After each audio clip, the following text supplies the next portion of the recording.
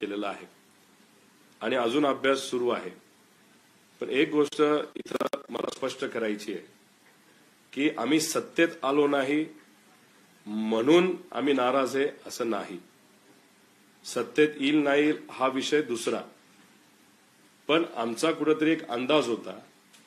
काही झालं तरी आम्ही 124 ते 130च्या खाली येणार नव्हतो आणि वरती जो काय आकडा होता तिथं स्पर्धा होती, चुरशीची लढत होती. अनेक उमेदवार हे प्रामाणिकपणे तिथं लढले, मनापासून लढले. आम्ही तिथं सभेला गेलो, साहेब गेले, अनेक इतर महत्वाचे नेते तिथं गेले. तिथं जो उत्साह होता सभेमध्ये, कुणीही भाड्यावर पैसे देऊन आणलेली लोक तिथं नव्हते.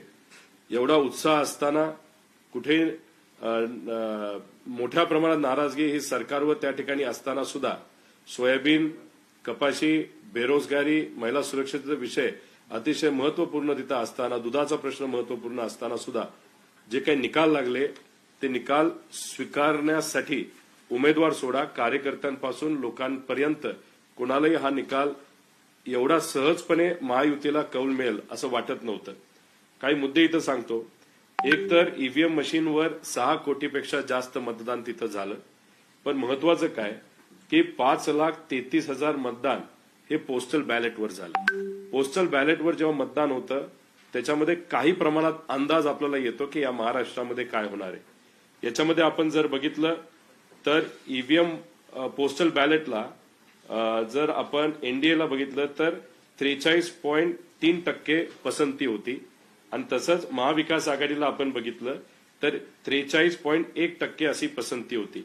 पण जेव्हा ईव्हीएम मशीनकडे आपण वळलो आणि ईव्हीएम मशीनची मतमोजणी सुरू झाली तेव्हा आपण जर बघितलं तर 49.5% हे एनडीएकडे गेलं आणि तिथं आम्ही 43 वरून डायरेक्ट 35 वर तिथं आलो. म्हणजे 0.2% बॅलेटवर आमचा फरक होता महायुतीनं आमच्या, तो डायरेक्ट 14% तिथं गेला. आता ह्याच्यामध्ये आपण आकडेवारी जर घेतली आमदारकीची तर असा अंदाज होता की एनडीएचे 141 उमेदवार निवडून येतील आणि त्याच्यामध्ये आमचे 137च्या आसपास उमेदवार निवडून येतील बॅलेट पेपरच्या अनुषंगाने. कारण का सर्वे आपण जेव्हा करतो तेव्हा 1,50,000 नाही तर 2 लाख असे सॅम्पल घेतो, त्याच्यावरनं आपण अंदाज काढतो महिला पुरुषचा प्रॉपर मिक्स करून की कुठली पार्टी सत्तेत येईल त्याला आपण प्री पोल पोस्ट पोल अशा पद्धतीने तिथं म्हणत असतो. त्यात आमचे 137 येतील असं वाटत होतं, 141. आमचे जे कुठले सर्वे होते त्याला 137च्या आसपास आम्ही तिथं येत होतो. पण जेव्हा ईव्हीएम मशीन सुरू झाले तेव्हा क्लीन स्वीप म्हणजे 234 हे महायुतीचे निवडून आले आणि आम्ही डायरेक्ट 50 वर तिथं आलो. आता आपण जर बघितलं तर 2019ला आमदारकीचं इलेक्शन जेव्हा आपण बघितलं असेंब्लीचं, त्याच्यामध्ये बॅलेट पोस्टरवर काँग्रेस 45 दिसत होतं, किती निवडून आले? 44 आले. 101 बीजेपी दिसत होतं, किती आले? 105 आले. बॅलेटवर इंडिपेंडंट 12 दिसत होते, 13 आले. शिवसेना 56 दिसत होतं बॅलेटवर, किती निवडून आले? 56 आले. आम्ही 60 दिसत होतो, ते 54 आम्ही तिथं निवडून आलो. म्हणजे बॅलेटची मुवमेंट, बॅलेटमध्ये जे काय आपल्याला दिसतं आणि ऍक्च्युअली जे दिसतं आपल्या मशीनवर ईव्हीएम ते समानच्या आसपास असतं, नाही तर प्लस मायनस 2-3% असतं. 13%चा डिफरन्स तिथं नसतो. महाराष्ट्र पार्लमेंट 2024चं आपण जर घेतलं तर शिवसेना उद्धव ठाकरे साहेबांना 13 येतील असं वाटत होतं बॅलेटवर, आले 10. तिथं काँग्रेसला 6 वाटत होते, आले 8. तिथं आम्हाला 11 वाजत, तिथं इंडियन नॅशनल काँग्रेस जर आपण घेतली तर कुठेतरी 11च्या आसपास येतील असं वाटत होतं. भारतीय जनता पार्टी बॅलेटवर 12 दिसत होतं, 9 आलं. शिवसेना 6 वर 6 आलं आणि नॅशनल दादांची पार्टी 0 दिसत होतं, 1 तिथं आलं. आणि अशा पद्धतीने म्हणजे बॅलेट साधारणपणे समान तिथं वोटिंग तिथं दाखवत असतं. हेच आपण जर हे घेतलं हरियाणा पॅटर्न, तर हरियाणामध्ये पोस्टल बॅलेटवर काँग्रेस 73 दिसत होतं, आलं 37. बीजेपी 16 दिसत होतं, आलं 48. आता ह्याच्यात अजून एक मोठा फरक झालेला आहे. एक तर बॅलेट आणि ह्याच्यावरून मी तुम्हाला अंदाज सांगतो. दुसरं, वोटिंगमध्ये मोठ्या प्रमाणात वाढ झालेली आहे. म्हणजे आता पार्लमेंट 2014 आणि असेंब्ली 2014 याच्यामध्ये 37 लाखाची वाढ झाली होती. 7.6% मतदारांनी ज्यांनी मतदान केलं त्याच्यात वाढ झाली होती. त्यानंतर 14 आणि 19 पार्लमेंट, 14 असेंब्ली आणि 19 पार्लमेंटमध्ये 16 लाख. त्यानंतर 19 पार्लमेंट आणि असेंब्ली 19 याच्यामध्ये 11 लाखाची वाढ झाली होती. पार्लमेंट 24 आणि असेंब्ली 19चा फरक काढला तर 20 लाख आहे. पण आत्ताची खासदारकी आणि आत्ताची आमदारकी ह्याच्यामध्ये जर आपण फरक काढला तो हा फरक येतो 74 लाख. म्हणजे 74 लाख लोकांनी अतिरिक्त मतदान लोकसभा आणि विधानसभामध्ये तिथं केलेलं आहे. माझ्या मतदारसंघामध्ये 40,000ली वाढ तिथं झालेली आहे. ते आकडे मी तुम्हाला देतो. आता आमचं म्हणणं एवढंच आहे की ही जी मोठी वाढ झालेली आहे याच्यात गाड्या मोठ्या प्रमाणात लागल्या असत्या. त्या गावामध्ये सुद्धा एक चर्चा झाली असती, अरे जबरदस्त वोटिंग वाढले, खूप मोठ्या प्रमाणात लोकांची गर्दी आहे. ठराविक बूथ सोडले जिथं मतदान जास्त आहे पण बूथ 2च आहे. जिथं 3 बूथ पाहिजे होते तिथं 2 असल्यामुळे तिथं 9 वाजेपर्यंत चाललं. पण बहुतांश बूथवर मतदान पटकिनी संपलं होतं.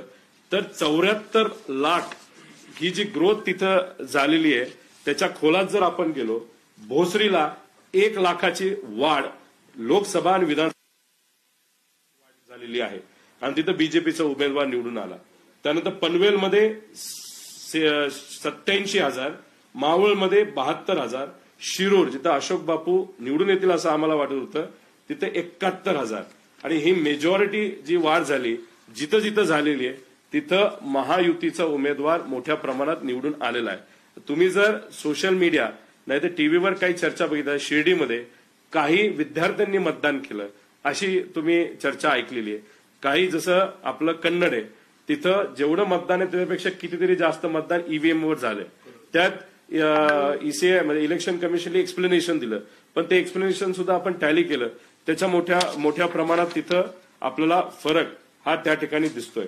आता ह्याच्यामध्ये आपण जर बघितलं तर पोस्टलवर 56% भाजप दिसत होतं, ईव्हीएम मध्ये डायरेक्ट 90%वर गेलंय. शिंदेगड 35% पोस्टलवर दिसत होतं, डायरेक्ट 70%वर गेलंय. अजितदादा 40% दिसत होतं, 69 वर गेलंय. आणि आम्ही बघितलं काँग्रेस 55% दिसत होतं, 14 वर आलंय. ठाकरे 68% दिसत होतं, 21 वर आलंय. आणि पवार गट 43 वरनं डायरेक्ट 11%वर तिथं आलेलं आहे. त्यामुळे हे मोठे तिथं फरक आहेत. त्याच्याच बरोबर ईव्हीएम मध्ये काही गोष्टी म्हणजे 95 मतदारसंघ आहे ज्याच्यामध्ये 19 मतदारसंघात ईव्हीएम मध्ये जास्त मतं आढळली आणि 76 मतदारसंघ असेल ज्याच्यामध्ये ईव्हीएम मध्ये कमी मतं आढळली. असे 95 एका न्यूज चॅनलनी सुद्धा ते कव्हर केलं होतं. 95 ठिकाणी तिथं मतामध्ये फरक जाणवत होता मशीन आणि ऍक्च्युअल C17 मध्ये. पण त्यात बघितलं 84 ठिकाणी एनडीए जिंकलंय, 10 ठिकाणी एमव्हीए जिंकलंय आणि एका ठिकाणी AMIM तिथं जिंकलेलं आपण सगळे बघू शकतो. त्याच्याच बरोबर काही मतदारसंघामध्ये कराड उत्तर बाळासाहेब पाटील 90,935, पाटण सत्यजित पाटणकर 9,935, दोघांना सेम. त्यानंतर कराड दक्षिण 1,01,50 हे पृथ्वीराज चव्हाणांना, प्रभाकर घारगे सातारा जिल्हा 1,03,46, तसंच कोरेगावला, तसंच फलटणला, तसंच नाशिक जिल्ह्यामध्ये सुहास कांदे 1,38,000, माणिकराव कोकाटे 1,38,565, नरहरी झिरवळ 1,38,622, छगन भुजबळ साहेब 1,35,023.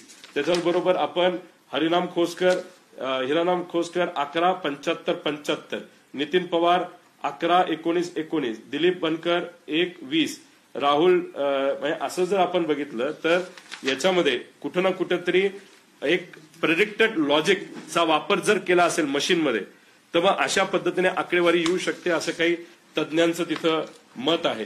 अणुशक्ती नगरला सुद्धा 17व्यापर्यंत आमचा उमेदवार हा प्लस होता, पण नंतर जर आपण बघितलं जेव्हा विरोधी पक्षाचे उमेदवार हे तिथं बूथवर आले म्हणजे बूथ मोजणीच्या इथं, त्यानंतर त्यांचं म्हणजे आमचं मतदान कमी झालं, आमच्या विरोधकाचं मतदान त्या ठिकाणी कुठेतरी वाढलेलं आहे. त्याच्याच बरोबर बॅटरीचं प्रमाण जर बघितलं तर त्यांनी सांगितली बॅटरी फार पॉवरफुल होती म्हणून मतमोजणीच्या दिवशी 99% बॅटरी आपल्याला सापडल्या.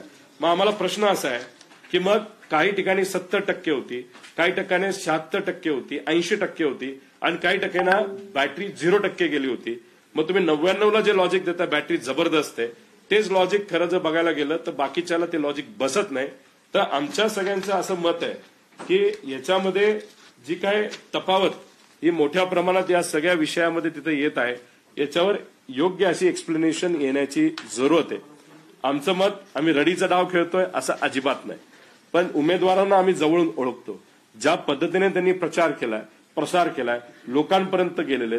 2019ला काही उमेदवार आमचे हारले होते, पण त्यावेळेस त्यांनी कुठेही असं मन व्यक्त केलं नाही अरे आम्ही हारायला नको पाहिजे होतो. ते म्हणाले आम्ही कुठेतरी कमी पडलो.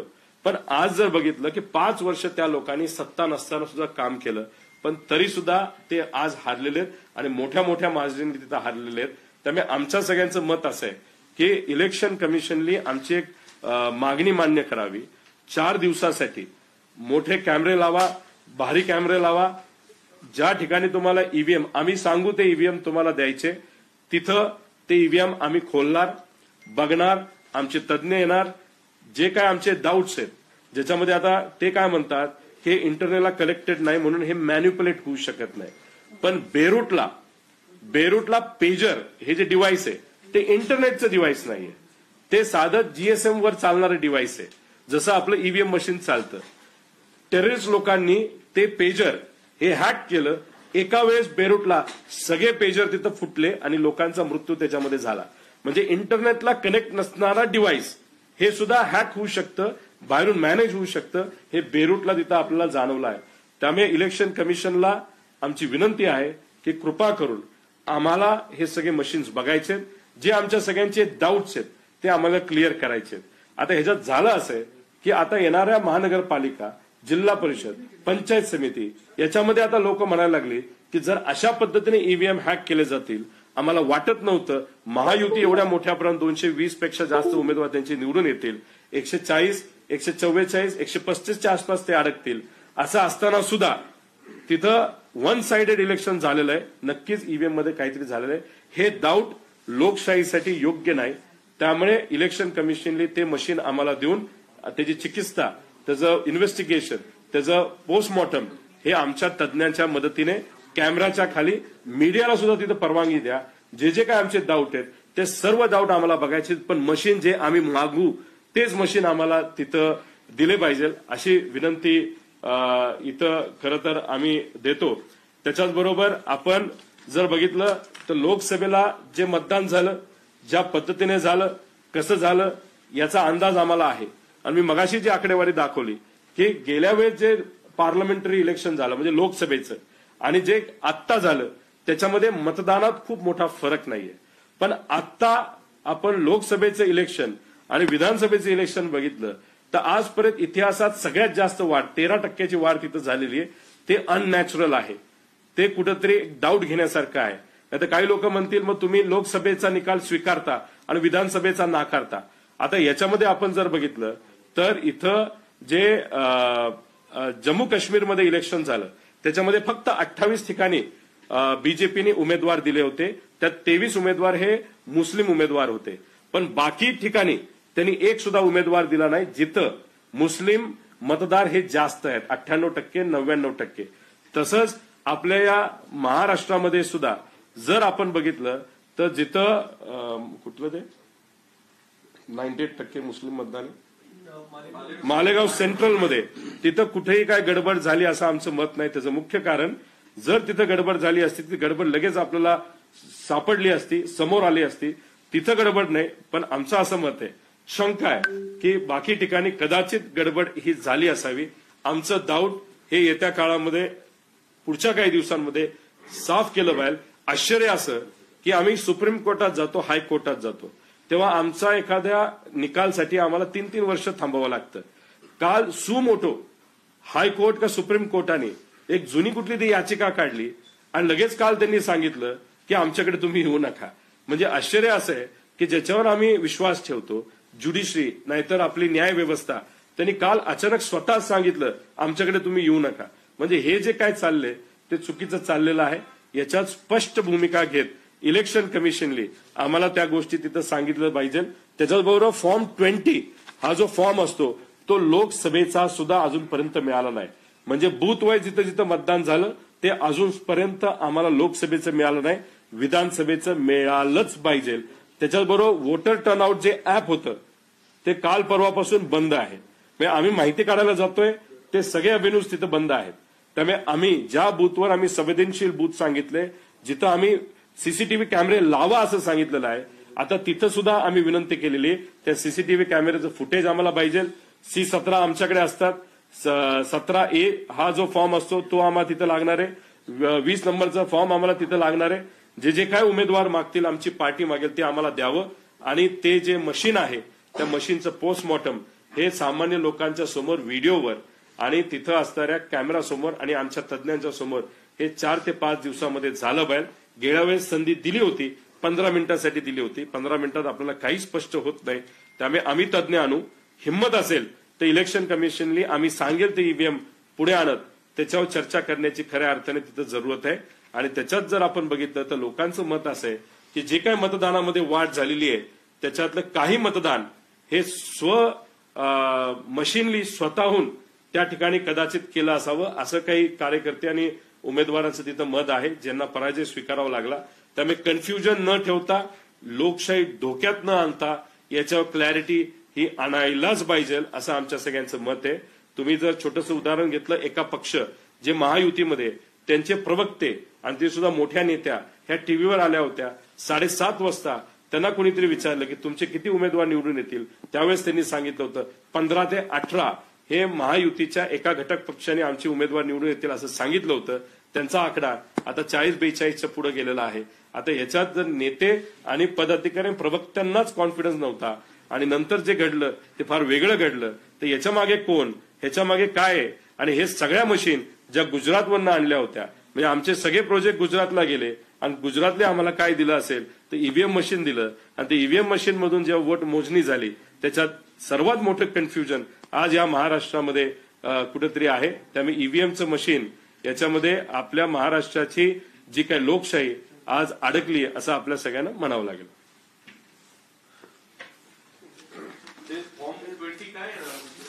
फॉर्म 20 जो विषय असतो त्याच्यामध्ये आपल्याला कळतं की बूथ निहाय किती किती कसं कसं मतदान झालेलं आहे. आता ह्याच्यावर क्लॅरिटी आणण्यासाठी इलेक्शन कमिशननी पुढाकार घेऊन, एक तर आमचा तो अधिकार आहे, लोकसभेला सुद्धा अधिकार होता, त्यांनी तो फॉर्म द्यायला पाहिजे होता, जो दिला नाही.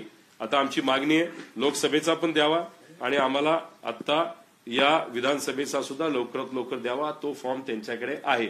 मशीन रिपोर्ट सुद्धा आम्हाला पाहिजे, कारण बऱ्याच ठिकाणी 5:30 वाजताच मतदान बंद झालं अशी चर्चा आहे. आता ह्याच्यामध्ये कन्फ्युजन का निर्माण होतं की जेव्हा तुम्ही मशीनला मॅन्युप्युलेशन करता, त्या मशीनमध्ये जे क्लॉक असतं, जे घड्याळ असतं, त्याच्यामध्ये सुद्धा मॅन्युप्युलेशन होतं. त्यामुळे मशीन रिपोर्ट आम्हाला मिळाला पाहिजे, कारण बऱ्याच ठिकाणी 5:30 वाजता पोलिंग हे बंद झालं होतं. पोलिंग 5:30, 5 नाही तर 6च्या आधी तेव्हाच बंद होतं, जोपर्यंत 100% मतदान होत नाही. जर 100% मतदान तिथं झालंच नसेल, असं कुठलंच बूथ नाही जिथं 100% झाले, तरी सुद्धा 6च्या आधी तुम्ही मशीन का बंद केलं, त्याचं कारण काय होतं, या सगळ्या गोष्टींवर कुठेतरी स्पष्टता आणायची खऱ्या अर्थाने आज लोकशाही टिकवण्यासाठी आपल्या सगळ्यांना जरूरत आहे. त्याच्याचबरोबर काही टीव्ही चॅनलनी सुद्धा ईव्हीएम मशीन कसं हॅक करता येईल. आता आम्हाला सुद्धा काही लोक भेटले होते की तुम्हाला आम्ही असं असं करून देतो, मतदान वाढून देतो, मतदान कमी करून देतो, पण आम्ही लोकशाहीवर विश्वास ठेवणारे लोक असल्यामुळे त्या गोष्टींकडे आम्ही विश्वास ठेवला नाही. मग ती लोक आम्हाला भेटत असतील तर ज्यांच्याकडे पैसा आहे, जसं की आज सत्तेत असणाऱ्या लोकांकडे, तर त्यांनी त्याचा वापर का केला नसावा. त्यांच्याकडे ज्या सिस्टम्स आहेत, नाही तर ईव्हीएम मशीन बनवत असताना त्याच्यामध्ये जर काय वेगळ्या काही गोष्टी झाल्या असतील तर ते सगळे डाऊट्स आपल्याला कुठे ते क्लिअर केले पाहिजे. याच्यात आम्ही मान्य करतो की जे काही इतर योजना आहेत सरकारच्या, समजा लाडकी बहीण योजना असेल, पैशाचा वापर, दडपशाहीचा वापर, गुंडांचा वापर, याच्यामुळे 2-3% मतं इकडे तिकडे गेली असतील, नाही तर 4% गेली असतील, पण 13, 14, 15% मतदान हे याच्यामुळे हलवू शकत नाही. आणि हे स्पष्ट आमचं मत आहे की काहीतरी वेगळं झालेलं आहे. सत्तेत येईल नाही हा प्रश्न मार्क होता, पण 120 पर्यंत तरी महाविकास आघाडी तिथं कुठे ना कुठेतरी पोचायला पाहिजे होती. आज विरोधी पक्ष नेता नाही, मग लढायचं कसं लोकांसाठी. आणि लोकांचा आता जो काही विश्वास या सिस्टमवरून उडत चाललाय, तर कुठेतरी हा विश्वास परत आणण्यासाठी ही चिकित्सा नाही तर पोस्टमॉर्टम मशीनचं लोकांसमोर, मीडियासमोर, कॅमेरासमोर ज्या पद्धतीने सुनावणी ही सुप्रीम कोर्टला टीव्ही समोर होती, नाही तर मीडिया समोर होती. तसंच हे सगळे मशीन काढून चेक करणं हे महत्वाचे. व्हीव्हीपॅट मॅच होणारच आहेत, कारण का आमचं व्हीव्हीपॅट. अजून एक गोष्ट, काही व्हिडिओज आमच्याकडे आलेत ते मी पब्लिश करेन. त्याच्यामध्ये एका उमेदवाराने त्याच्या कार्यकर्त्याने, जे चुकीचे पण त्यांनी व्हिडिओ काढला मतदान करताना, बटन दाबलं रोड रोलरचं, तिथं फोटो आला रोड रोलरचा, पण तो फक्त फोटोच होता, खाली चिठ्ठीच पडली नाही.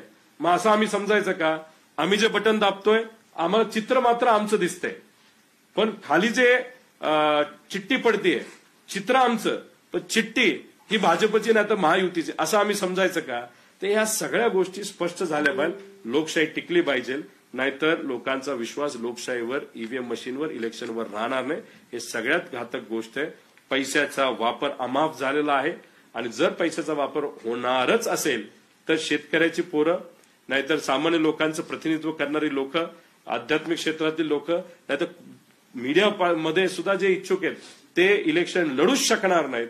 कारण का एका विधानसभेच्या इलेक्शनला 25 ते 30 कोटी रुपये आज लागतात मतं विकत घेण्यासाठी, नेते विकत घेण्यासाठी. आणि एवढा पैसा लागणार असेल तर लोकांचं प्रतिनिधित्व करणारी लोकच विधानसभेमध्ये जाणार नाही, पण शिव्या देणारे, तसंच कॉन्ट्रॅक्टरची मुलं, नेत्यांची मुलं, बिझनेसमॅनची मुलं, गुंडाशक्ती असणारी मुलं, अशीच लोक, नाही तर मुली, अशीच लोक जर विधानसभेत जाणार असतील तर उद्या जाऊन फक्त कॉन्ट्रॅक्ट मिळावं, काम मिळावं, नाही तर मध्ये अधिकाऱ्यांची मुलं मुली ते आमदार होतील.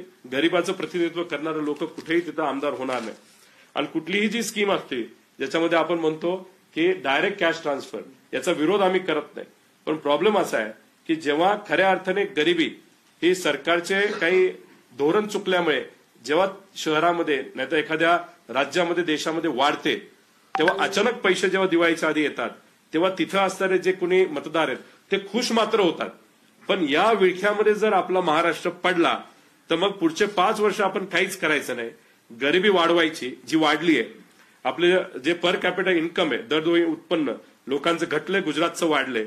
मग 4.5 वर्ष झाली की अशी एक योजना आणायची की ज्या 2,000चं 3,000 करायचं, परत लोक खुश, परत 5 वर्ष, परत मग पैसे. म्हणजे धोरणात्मक काहीच आपल्या राज्यात होणार नाही. फक्त कॅश ट्रान्सफर स्कीमवर जर आपलं राज्य जगवायचं असेल, त्याच्यावर राजकारण करायचं असेल, तर मी तुम्हाला सांगतो या महाराष्ट्राचं बिहार व्हायला वेळ लागणार नाही. एवढा विचार हा सगळ्यांनीच तिथे केला पाहिजे. आणि ईव्हीएम मशीनचं चिकित्सा, ईव्हीएम मशीनचं इन्व्हेस्टिगेशन हे लोकांसमोर, जाहीर मीडियासमोर तिथं झालं पाहिजे, पण त्याला 3 ते 4 दिवस देण्याची विनंती या ठिकाणी मी मनापासून तिथं करत आहे. पत्र लिहितात निवडणूक आयोगाला किंवा शिष्टमंडळ नाही, याच्याबद्दल काल जी चर्चा झाली, जे उमेदवार असे म्हणतात की आमच्या मतदारसंघामध्ये काही अशा वेगळ्या गोष्टी झालेल्या आहेत, त्यांना आम्ही वकिलांची साथ देत आम्ही कोर्टाकडे जाण्याचा विचार तिथं करत आहोत. पण आमचं एकच मत आहे की कोर्ट वगैरे हे सगळ्या गोष्टी अडकून राहणार आहेत. आणि आमच्या उमेदवारांचं मत आहे की ठीक आहे, निकाल लागला, आम्हाला त्याचं काही म्हणणं नाही, पण आमच्या कार्यकर्त्यांना, आमच्या मतदारांना, म्हणजे असे काही मतदारसंघ आहेत की गाव माझं आहे तिथं मी मायनस राहिलो. माझं उदाहरण नाही, पण काही उमेदवारांचं आहे. मनसेचा एक उमेदवार आहे, त्याच्या वॉर्डातून नाही तर त्याच्या बूथवर 4 मतदान जे व्हायला पाहिजे होतं, घरातलं 4 ते सुद्धा त्याला झालेलं नाही. आणि मग दहिसरमध्ये म्हणजे त्याच्या पत्नीला त्याला दिलं नाही, नाही तर आईली दिलं नाही, नाही तर स्वतःच दिलं नाही, असं परिस्थिती आज तिथं आहे. त्यामुळे हे जे कन्फ्युजन आहे हे घातक आहे. त्यामुळे हे कन्फ्युजन नसणं हे फार महत्वाचं आहे. नाही तर उद्या जाऊन कुणीही इलेक्शनकडे फिरकणार नाही आणि हळूहळू मतदान कमी झालेलं आपल्या सगळ्यांना बघायला मिळेल. आता तुम्ही एक महत्वाचा विषय की आम्हालाही काही लोक असे भेटले होते की जे मतदान वाढून देतो असं म्हटले होते. तुम्ही त्याच वेळी त्यांना काय एक्सपोज केलं आणि त्यांना समोर का आणलं, हा एक भाग. आणि दुसरा मग त्याच्यानंतर तुम्ही म्हणताय की ते त्यांच्याकडे गेले असण्याची शक्यता आहे. नाही, तसं नाहीये. मी ते म्हणत नाही की त्यांच्याकडे गेले असावेत. एक फसवे लोक समाजामध्ये, लोकांमध्ये हे मोठ्या प्रमाणात तिथं फिरत असतात. आणि आमचा लोकशाहीवर विश्वास असल्यामुळे हे जे फसवे असतील ते भेटले असतील. आम्ही फक्त एवढंच त्यांना सांगितलं की हे फसवेगिरी, आम्ही याच्यावर विश्वास त्या ठिकाणी ठेवणार नाही. फक्त जे सत्य आहेत तरी त्यांचाच वापर केला असेल असं मी म्हणणार नाही. पण ती जी कुठली सिस्टम असेल त्याच्यामुळे त्यांना कॉन्फिडन्स होता की आम्ही हे करू शकतो, ते करू शकतो. आता तुम्हीच थोडंसं उदाहरण घ्या. मुंबई तक हा जो चॅनल आहे त्यांनीच एक कुठला तरी एक व्हिडिओ सिस्टमवर टाकलेला आहे, त्याच्यामध्ये स्टिंग ऑपरेशन त्यांनी केलं असं सांगितलंय. ते तुम्ही थोडंसं डिटेलमध्ये बघून घ्या. ते स्टिंग ऑपरेशन काय होतं, कसं काय झालं, कशामुळे झालं, याचा कुठं ना कुठेतरी अंदाज तिथं करण्याची घेण्याची जरूरत आहे. आमचं तिथं मत आहे. व्हीव्हीपॅट मध्ये पण चेंजेस होऊ शकतात असं तुम्ही म्हटलंय. नाही, व्हीव्हीपॅटच्या बाबतीत मी एवढंच म्हणतोय की फोटो दिसताना, जसं मी एक उदाहरण आहे, मी व्हिडिओ मागितलेला, तो व्हिडिओ मी उद्या पब्लिश करेल एका उत्साही कार्यकर्त्याने. खरं तर ते अलाउड नाहीये, पण तरी सुद्धा त्यांनी मोबाईल नेला, पण असतो एक जोश असतो, बघ मी माझ्या नेत्यासाठी काय केलं, त्यांनी तो व्हिडिओ काढलाय. त्या व्हिडिओमध्ये दिसतं असं की तिथं जो फोटो निघतो तो नुसतं फोटोच दिसतो, पण चिठ्ठी जी खाली पडायला पाहिजे ती चिठ्ठी पडत नाही. मग कुठेतरी शंका अशी येते की मतदान केलं, दिसताना फोटो आम्हाला आमचा दिसला ज्याला आम्ही मतदान केलं, आणि नंतर कळतं असं की तिथं फोटो तो दिसला असला तरी चिठ्ठी खाली जी पडली ती कदाचित ही महायुतीच्या पक्षाची नाही तर भाजपची पडली असावी, असंही काही डाऊट आम्हाला त्या ठिकाणी येत आहे. 17C फॉर्म तुम्हाला दिलं होतं सर्व उमेदवारांना, तर तो टॅली होता असं तुम्ही म्हणता मतदान 78 लाख वाढलं किंवा C-17 फॉर्म म्हणजे मतदान किती झालं मशीनवर, आणि आपल्या म्हणजे आपण जेव्हा मतमोजणी करतो म्हणजे त्या दिवशी मतदान किती झालं त्याचा तो पुरावा त्या ठिकाणी असतो. त्याच्यात कुणी केलं, कसं केलं अशी काही नावं तिथे लिहिलेली नसतात. फक्त मतदान किती झालं म्हणजे आपल्याला किती मशीनचा टाइम किती होता, क्लोजिंग टाइम किती होता, असं बरंच काय त्याच्यामध्ये लिहिलेलं असतं आणि सह्या असतात. बस त्याला फक्त टॅली नंबरचा असतो. विषय एवढाच आहे की समजा त्याच्यामध्ये झाले 1000 मतदान, पण त्या 1000 पैकी आम्हाला जे काय असेल की समजा फक्त 900 लोक तिथं आली, जर 100 हे कोण का मशीनलीच केलं का काय झालं हे बघण्यासाठी सीसीटीव्ही कॅमेरा तिथं जे होते त्याचं फक्त आउटपुट तुम्ही द्या. त्या सीसीटीव्ही कॅमेराचं आम्ही आउटपुट तिथं बघू.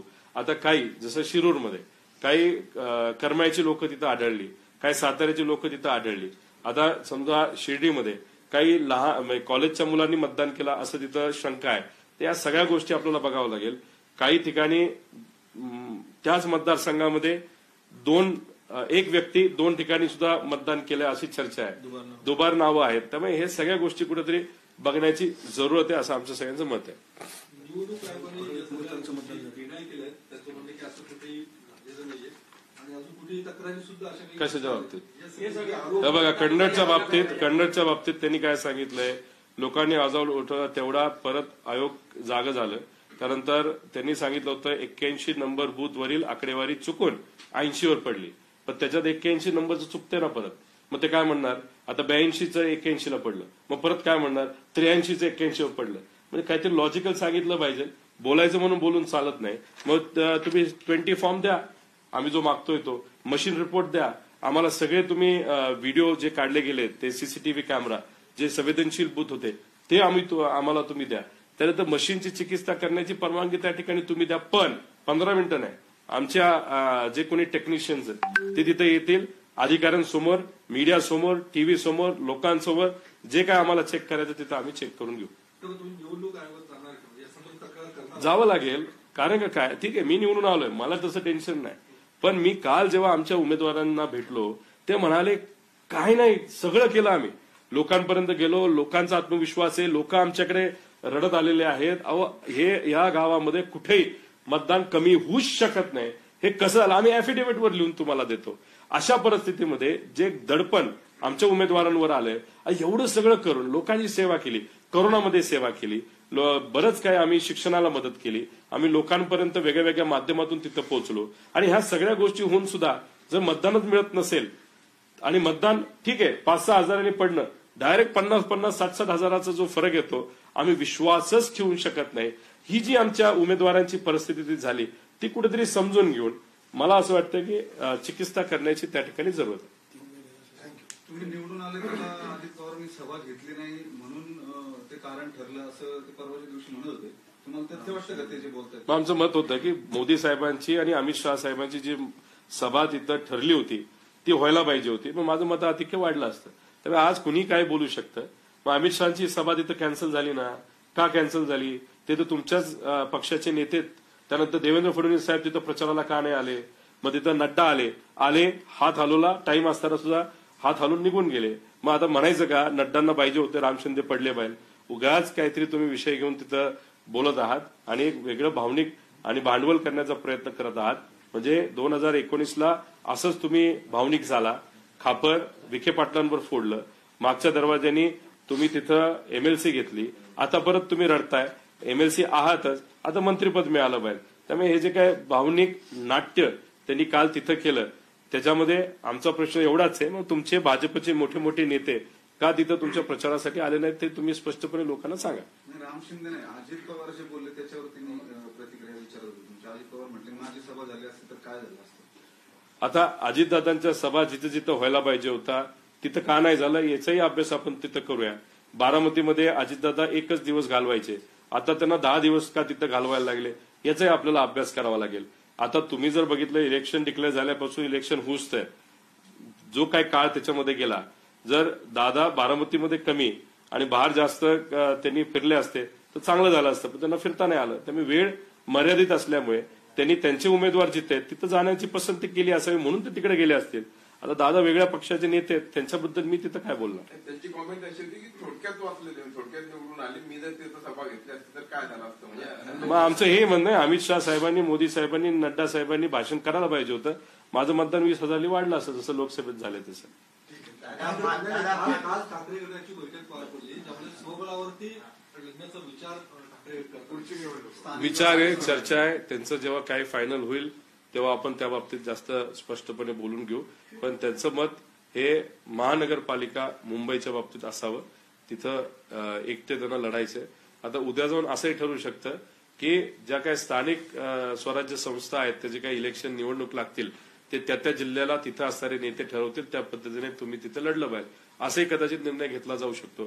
जोपर्यंत उद्धव ठाकरे साहेब तिथं प्रेस घेऊन बोलत नाहीत तोपर्यंत फक्त चर्चेला आपण खरं समजून कुठलाही तिथं निर्णय घेऊ नये असं मला वाटतं. या निवडणुकीत शरद पवारांचे वोट ट्रान्सफर झाले नाहीत मातृश्री म्हणजे शिवसेनेला, असं काही आमदारांचं म्हणणं आहे.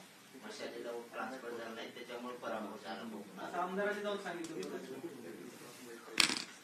कसं आहे, आता शेवटी त्यांना जे वाटतं त्यांनी तिथं सांगितलेलं आहे, आम्हाला जे वाटतं ते आम्ही सांगितलेलं आहे.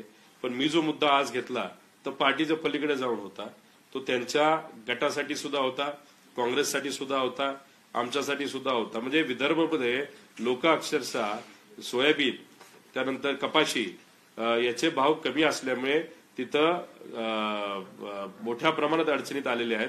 तिथं ज्या पक्षाने बाहेरून कापूस आणला, ज्या पक्षाने सोयाबीनवर लक्ष दिलं नाही, ज्या पक्षाने दुधावर लक्ष दिलं नाही, अशा पक्षाला जर तिथं जास्त मतदान होते आणि ते निवडून येतात, याच्यावरनं मला असं वाटतं की काहीतरी चुकतंय, काहीतरी कुठंतरी पाणी मुरतंय. ते कुठं मुरतंय एवढं फक्त कळावं. ते कळत असताना लोकशाही मार्गाने सगळ्यांसमोर ते चिकित्सा झाली पाहिजे असं आमचं प्रामाणिक मत आहे. ठाकरे गटाच्या आमदारांचं हे पण म्हणणं होतं की मोदीयातनं बाहेर पडाच आणि कट्टर हिंदुत्ववादी भूमिका घ्या, अशा पद्धतीची भूमिका आजच्या बैठकीत त्या आमदारांनी मांडली. ठीक आहे, आता त्याच्याबद्दल न राऊत साहेबांनी स्पष्टीकरण दिलं, न उद्धव ठाकरे साहेबांनी स्पष्टीकरण दिलं, न आदित्य ठाकरेंनी स्पष्टीकरण दिलं की अशी अशी चर्चा झाली आणि असं असं आमचं मत आहे आणि मग आम्ही त्याच्यावर ही भूमिका घेत आहोत. फक्त चर्चेतून आपण एखादा निर्णय घेणं हे योग्य नाही. काल आमच्या बैठकीत काय चर्चा झाली ही स्वतः मी तिथं बोलून दाखवतोय आणि त्याच्यात बहुतांश ठिकाणी जे काही कन्फ्युजन आहे नाही तर डाऊट आहे ईव्हीएम मशीनचं हे मी तिथं आपल्या सगळ्यांसमोर तिथं व्यक्त केलं. ईव्हीएम संदर्भात तुमच्याकडे एवढी चर्चा झाली, त्याचवेळी मग आत्मचिंतन म्हणून बाबा आपल्या काय चुका झाल्या, उदाहरणार्थ अनेक ठिकाणी बंडखोरी आपण थांबू शकलो नाही. 20 पेक्षा जास्त ठिकाणी बहुधा तुमच्या मैत्रीपूर्ण लढती मयुवामध्येच झालेल्या आहेत. नाना पटोले आणि उद्धव ठाकरे यांच्या संदर्भात तो मुख्यमंत्री पदावरचा विषय किंवा तो संघर्ष, या सगळ्या गोष्टींवरती कधी तुम्ही चिंतन करणार नाहीत का? तर बघा, याच्यावर चिंतन करायचं झालं तर 57 ठिकाणी महायुतीमध्ये बंडखोरी झाली होती, त्याचा प्रभाव त्यांना तिथं मात्र आला नाही. आणि आम्हाला जर तुम्ही बघितलं तर बंडखोरीचा खूप इम्पॅक्ट तिथं आलाय असं नाही, पण आम्हाला जे ट्रम्पेट नावाचं चिन्ह आहे त्याचा खूप मोठा इम्पॅक्ट आलाय. 11 ठिकाणी आमचे उमेदवार तिथं पडलेले आहेत. त्यामुळे त्याचा तर आम्ही अभ्यास पूर्वीपासून केलेला आहे. दुर्दैव असं यंदा सुद्धा 11 ठिकाणी आम्हाला फटका बसलेला आहे.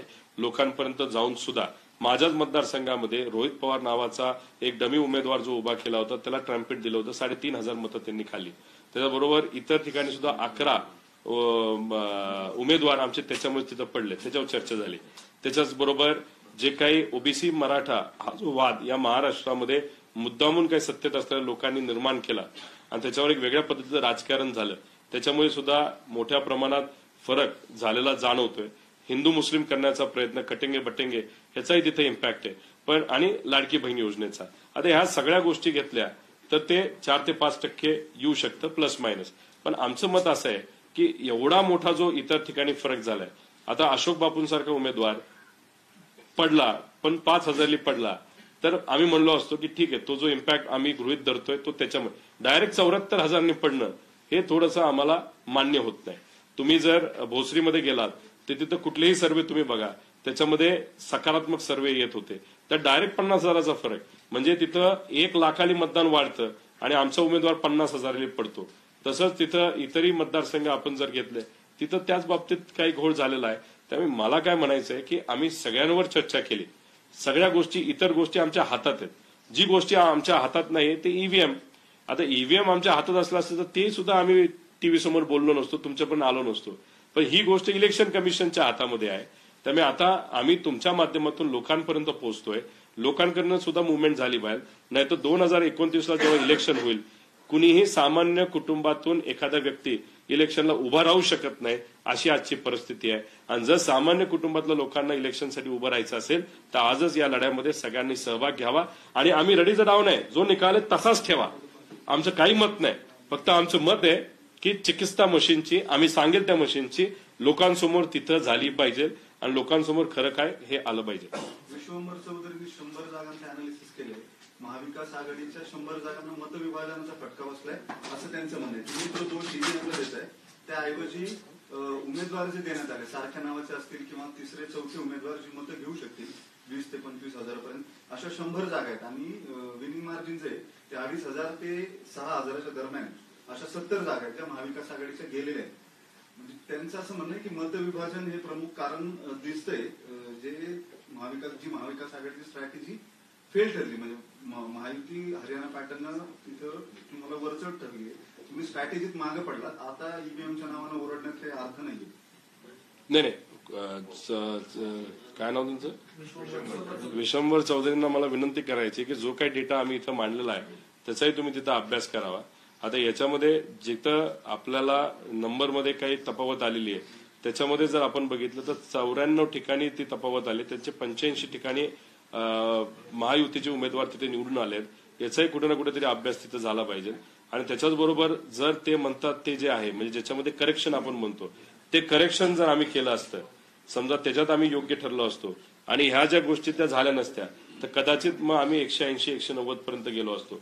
मी 190, 180 नाहीतर 200च्या जागेबद्दल बोलतच नाही. करेक्शन मध्ये नाहीतर ज्या काही त्रुटी आहेत त्यात आम्ही कमी पडलो म्हणून म्हणतोय. कदाचित सत्तेत नव्हतं येणार पण 120 पर्यंत तरी पोहोचायला पाहिजे होतं.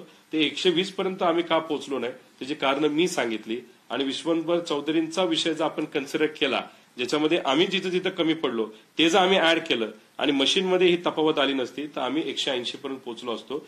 जर तुम्ही साहेबांचा मध्ये एक रिपोर्ट आला होता, आयबी रिपोर्टच्या नावाखाली आला होता, नाही तर चर्चेत आला होता, नाही तर बीजेपीचा एक रिपोर्ट आला होता लाडकी बहीण योजना येण्यापूर्वी की महाविकास आघाडीचे 180 उमेदवार तिथं निवडून येतील.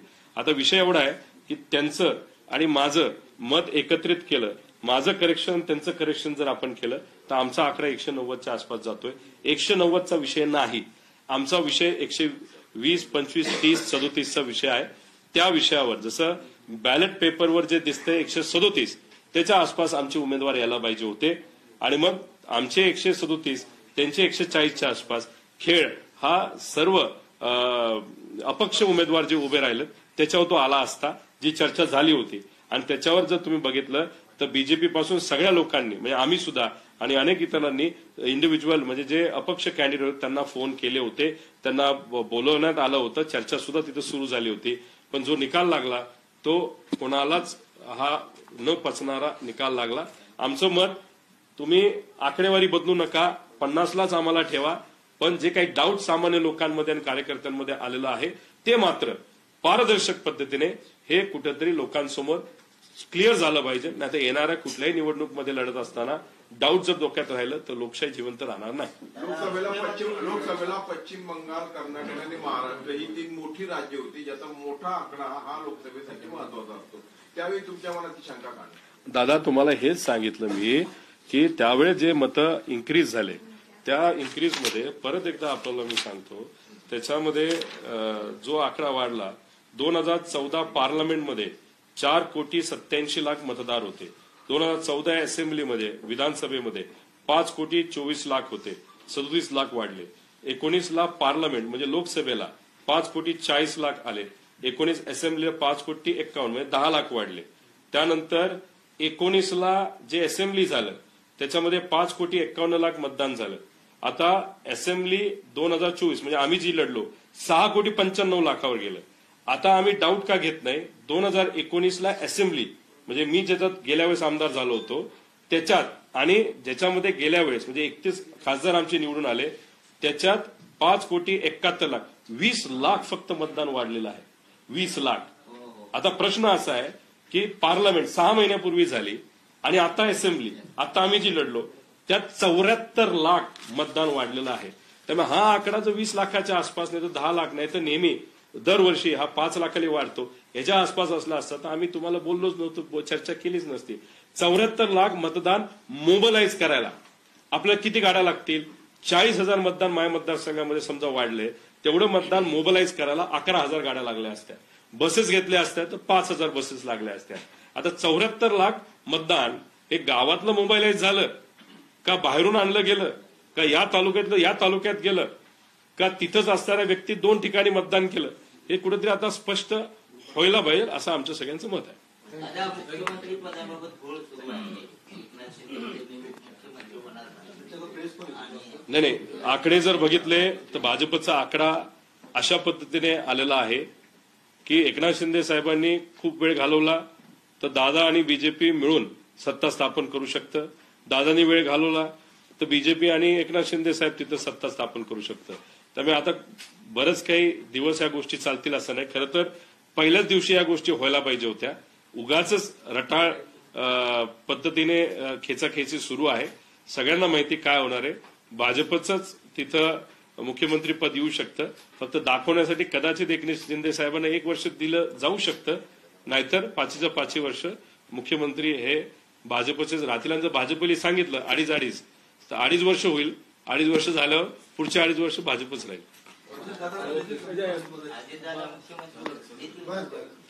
दिलं तर चांगली गोष्ट आहे. आम्ही सुद्धा त्या गोष्टीचं स्वागत करू, अभिनंदन करू. पण भाजपला तुम्ही चांगल्या पद्धतीने जर ओळखत असाल तर भाजप सहजपणे अजितदादांना मुख्यमंत्री बनवतील असं नाही. एकनाथ शिंदे साहेबांना सुद्धा बनवणार नाही.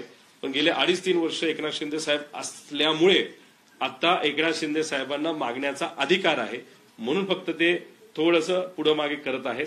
जर त्यांना गेल्या 2.5-3 वर्षात मिळालं नसतं तर मग एकनाथ शिंदे साहेबांनी सुद्धा मागितलं नसतं. त्यामुळे शेवटी भाजपला ताकद खूप मोठी मिळालेली आहे. मुख्यमंत्री हा भाजपचाच झाला तर होईल. फक्त कोण होईल?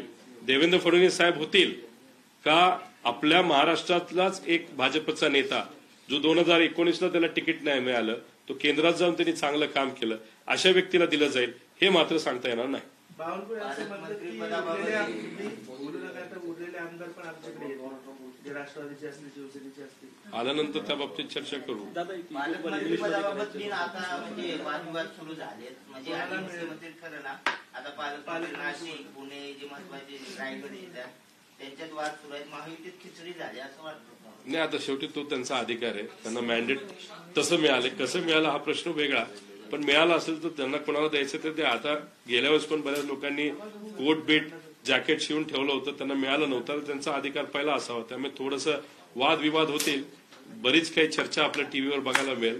जे काही आपण सोप ऑपरा ज्याला म्हणतो नाहीतर जे काही पारंपरिक आपण चॅनल्स तिथं बघतो ते जरा काही दिवस बंद करून फक्त न्यूज चॅनल जरी बघितले तरी आपल्याला एंटरटेनमेंट पुढचे बरेच दिवस बघायला मिळेल असं मला वाटतं. इंडिव्हिज्युअल